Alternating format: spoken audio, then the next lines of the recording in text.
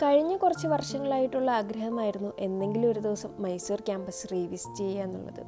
Campus എന്ന് പറയുമ്പോൾ college campus ഒന്നും അല്ല കേട്ടോ, മൈസൂർ ഇൻഫോസിസ് ക്യാമ്പസ്.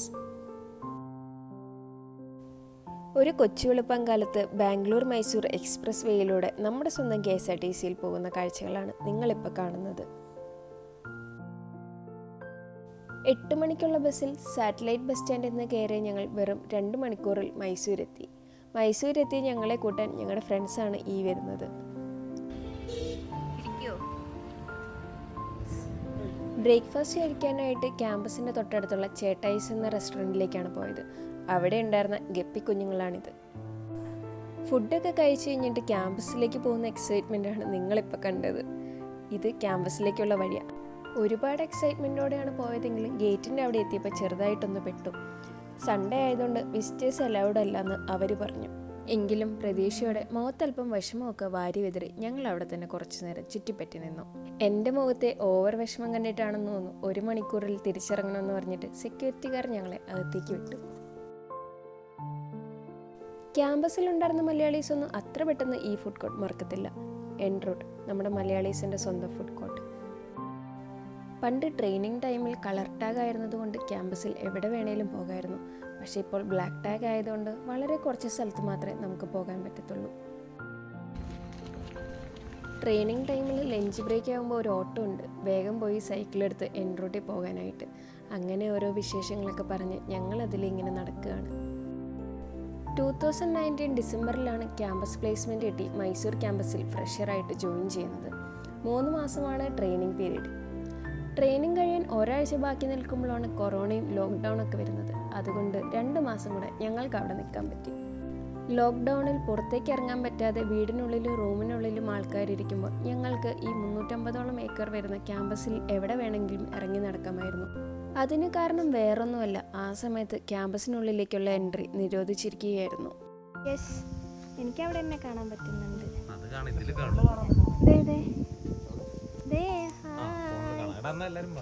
ഇതാണ് നമ്മുടെ മൾട്ടിപ്ലെക്സ്. വീക്കെൻഡ് ആകുമ്പോൾ ഇവിടെ വന്ന സിനിമ ആണ്. ക്യാമ്പസിലെ മെയിൻ ഗ്രൗണ്ടാണിത്. ഇതല്ലാതെ വേറെ ഗ്രൗണ്ടും കൂടിയുണ്ട്.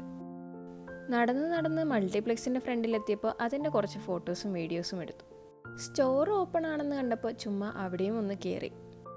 ഈ ബിൽഡിങ്ങിൻ്റെ മുകളിലായിട്ട് ഒരു ജിമ്മും സ്വിമ്മിംഗ് പൂളും ഉണ്ട്. അങ്ങോട്ടേക്കാണ് നമ്മളിപ്പോൾ പോകുന്നത്. ഈ സ്വിമ്മിംഗ് പൂളിൽ ഒരിക്കൽ പോലും വെള്ളം നിറച്ച് ഞങ്ങൾ ആരും കണ്ടിട്ടില്ല. എപ്പോൾ കാണുമ്പോഴും മെയിൻ്റനൻസ് എന്ന് പറഞ്ഞിട്ട് ക്ലോസ്ഡ് ആയിരിക്കും. ഒരുപാട് കാണാനുള്ള ക്യാമ്പസാണ് മൈസൂർ ക്യാമ്പസ്. അതുകൊണ്ട് തന്നെ 3 മാസത്തിനൂടെ 2 മാസം ലോക്ക്ഡൗൺ ആയി അവിടെ നിന്നിട്ടും ഞങ്ങൾക്കാർക്കും ബോറടിച്ചില്ല.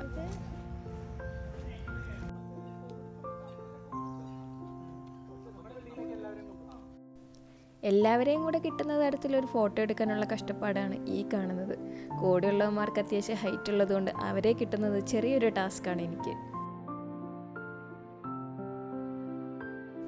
ഞങ്ങളുടെ 3 മാസത്തെ ട്രെയിനിങ് ഈ ബിൽഡിങ്ങിലായിരുന്നു, GEC1. ഈ ബിൽഡിങ്ങിലെ 2nd ഫ്ലോർ റൈറ്റ് സൈഡിലെ 3rd ക്ലാസ് റൂമായ SR3 എന്നറിയപ്പെടുന്ന ആർക്കിമിഡീസ് ആയിരുന്നു ഞങ്ങളുടെ ക്ലാസ് റൂം. അവിടുന്ന് ഇറങ്ങി ഞങ്ങളീ നടക്കുന്നത് GEC1ൻ്റെ മുന്നിലേക്കാണ്. മൈസൂരിലെ ട്രെയിനിങ് നടക്കുന്നത് ഈ 2 ബിൽഡിങ്ങിലായിട്ടാണ്, GEC1ഉം GEC2ഉം. നേരത്തെ പറഞ്ഞ മറ്റേ ഗ്രൗണ്ട് ഈ കാണുന്നതാണ്. ഇതിൻ്റെ സൈഡിലായിട്ടാണ് അരീന ഫുഡ് കോർട്ടും ആംഫി തിയേറ്ററും ഒക്കെ. അങ്ങോട്ടേക്കൊക്കെ നമ്മൾ പോകുന്നുണ്ട്. ഇൻഫോസിസിൻ്റെ മൈസൂർ ക്യാമ്പസിൽ വരുന്നവരാരും GEC1ൻ്റെ ഫ്രണ്ടിലിരുന്ന് ഫോട്ടോ എടുക്കാൻ മറക്കാറില്ല. GEC1ൻ്റെ എത്ര ഫോട്ടോസും വീഡിയോസും എടുത്താലും അതിലൊരു മടുപ്പും തോന്നാറില്ല. KGF 2 കണ്ടിട്ടുള്ളവർ ചിലപ്പോൾ ഈ ബിൽഡിംഗ് ശ്രദ്ധിച്ചിട്ടുണ്ടാവും. അതിലെ പാർലമെൻറ്റ് സീൻസ് ഷൂട്ട് ചെയ്തത് ഇവിടെ വെച്ചിട്ടാണ്. ഞങ്ങളുണ്ടായിരുന്നപ്പോഴാണ് ഇവിടെ വെച്ച് ഷൂട്ടിംഗ് നടക്കുന്നത്. അന്ന് പലരും റോക്കി ബൈനെ കണ്ടിരുന്നു. അത് പക്ഷേ ഡ്യൂപ്പാണെന്നും ഒറിജിനലാണെന്നും പറയുന്ന ആൾക്കാരുണ്ട്. ഈ GEC1ൻ്റെ സൈഡിലായിട്ട് ഒരു വലിയ ഗേറ്റ് കണ്ടോ? അതെന്തിനാണ് അത്ര വലിയൊരു ഗേറ്റെന്ന് ഞങ്ങൾ പലവട്ടം ആലോചിച്ചിട്ടുണ്ട്. 5 മാസം അവിടെ ഉണ്ടായിരുന്നെങ്കിലും അതൊരിക്കൽ പോലും തുറന്നതായി ഞങ്ങൾ കണ്ടിട്ടില്ല. 1 മണിക്കൂറെന്ന് പറഞ്ഞ് അകത്ത് കയറിയിട്ട് ഇപ്പോൾ 1.5 മണിക്കൂർ കഴിഞ്ഞു. അതുകൊണ്ട് തന്നെ എത്രയും പെട്ടെന്ന് കാഴ്ചകൾ കണ്ടിട്ട് തിരിച്ചിറങ്ങാനായിട്ടുള്ള ഓട്ടമാണിത്.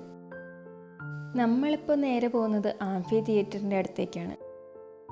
ട്രെയിനിങ്ങിൻ്റെ കാലത്ത് ഒരിക്കൽ ഇവിടെ വെച്ചൊരു DJ പ്രോഗ്രാം കൂടിയിരുന്നു. ക്യാമ്പസിൽ ഒരുപാട് ചെടികളും മരങ്ങളും ഉണ്ട്. അതുകൊണ്ട് തന്നെ ഒരുപാട് പാമ്പുകളുമുണ്ട്. നമ്മുടെ ഈ ക്യാമ്പസിൽ ഒരു ഫ്ലോട്ടിംഗ് റെസ്റ്റോറൻ്റ് ഉണ്ട്. വെള്ളത്തിൽ ഒഴുകി നടക്കുന്നതൊന്നുമല്ല, ചുറ്റും വെള്ളവും അതിൽ നിറയെ കോഴിക്കാർപ്പുകളുമുള്ള ഒരു കൊച്ചു റെസ്റ്റോറൻറ്റ്. സമയക്കുറവ് കാരണം നമ്മൾ ആ ഭാഗത്തേക്കൊന്നും പോയില്ല. അതുപോലെ തന്നെ ട്രെയിനിങ്ങിൻ്റെ സമയത്ത് താമസിച്ചിരുന്ന GECയുടെ ഭാഗത്തേക്കും പോകണമെന്നുണ്ടായിരുന്നു. പക്ഷേ ബ്ലാക്ക് ടാഗ് ഉള്ളവരെ അങ്ങോട്ടേക്ക് കയറ്റില്ല.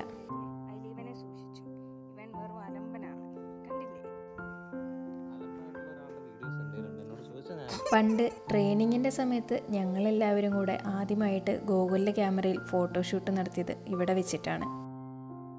മൈസൂർ ക്യാമ്പസിലുള്ളവർക്ക് ട്രെയിനിങ്ങിൻ്റെ സമയത്ത് ഉറപ്പായിട്ടും വന്നു പോകുന്ന ഒന്നാണ് ചിക്കൻ ബോക്സ്. എനിക്ക് ചിക്കൻ ബോക്സ് വന്നത് ലോക്ക്ഡൗണിൻ്റെ സമയത്തായിരുന്നു.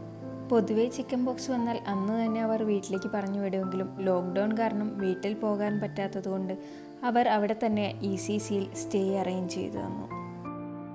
നടന്ന് ഫിയസ്റ്റ ഫുഡ് കോർട്ടിലെത്തിയ ഞങ്ങൾ ക്ഷീണം മാറ്റാൻ ഓരോ മാംഗോ ജ്യൂസ് ഓർഡർ ചെയ്തു. ഇത്രയും നേരം നമ്മൾ മെയിനായിട്ട് കണ്ടത് ട്രെയിനീസിൻ്റെ സ്ഥലങ്ങളായിരുന്നു. ഇനി നമ്മൾ കാണാൻ പോകുന്നത് എംപ്ലോയീസിൻ്റെ ഏരിയയാണ്. എൻ്റെ അഭിപ്രായത്തിൽ മൈസൂർ ക്യാമ്പസിൽ ഒരു പെർമനൻ്റ് എംപ്ലോയി ആയി കയറുന്നതിൽ നല്ലത് ട്രെയിനി ആയി കയറുന്നതാണ്. അതാവുമ്പോൾ ക്യാമ്പസിൻ്റെ ഉള്ളിൽ തന്നെ നമുക്ക് താമസിക്കുകയും അവിടെ മുഴുവൻ കറങ്ങി നടക്കുകയും ചെയ്യാം. ക്യാമ്പസിലെ പല സ്ഥലങ്ങളും ഞങ്ങൾ ആദ്യമായിട്ട് കാണുന്നത് ലോക്ക്ഡൗണിൻ്റെ സമയത്താണ്. ലോക്ക്ഡൗണിൽ പ്രത്യേകിച്ച് വേറെ പണിയൊന്നും ഇല്ലാത്തതുകൊണ്ട് രാവിലെ എണീറ്റ് ചുമ്മാ ഇങ്ങനെ നടക്കും. മൈസൂർ ക്യാമ്പസ് കാണാൻ വരുന്ന എംപ്ലോയീസ് സൺഡേ വരാതിരിക്കുന്നതാണ് നല്ലത്. എംപ്ലോയീസ് അല്ലാത്തവർക്ക് അവരുടെ ഫ്രണ്ട്സോ റിലേറ്റീവ്സോ അങ്ങനെ ആരെങ്കിലും ഇവിടെ ഉണ്ടെങ്കിൽ സാറ്റർഡേയ്സിൽ വിസിറ്ററായിട്ട് കയറാവുന്നതാണ്. ക്യാമ്പസിലെ കാഴ്ചകളൊക്കെ കണ്ടിട്ട് നമ്മളിനി പോകുന്നത് നേരത്തെ കണ്ട ഗേറ്റിൻ്റെ അടുത്തേക്കാണ്. സത്യം പറഞ്ഞാൽ ഇത്രയും വലിയ ഗേറ്റിൻ്റെ ഗ്രിൽസിൻ്റെ ഇടയിൽ കൂടെ എന്നെപ്പോലെയുള്ള ഒരാൾക്ക് സുഖമായി കടന്നു പോകാം.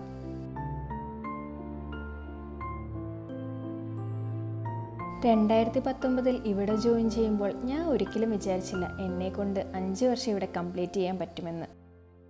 Yes, today on 16th December we officially mark 5 years at Infosys. ഇന്ന് ഈ വീഡിയോ ഇട്ടില്ലെങ്കിൽ പിന്നെ ഞാൻ എന്നിടാനാ?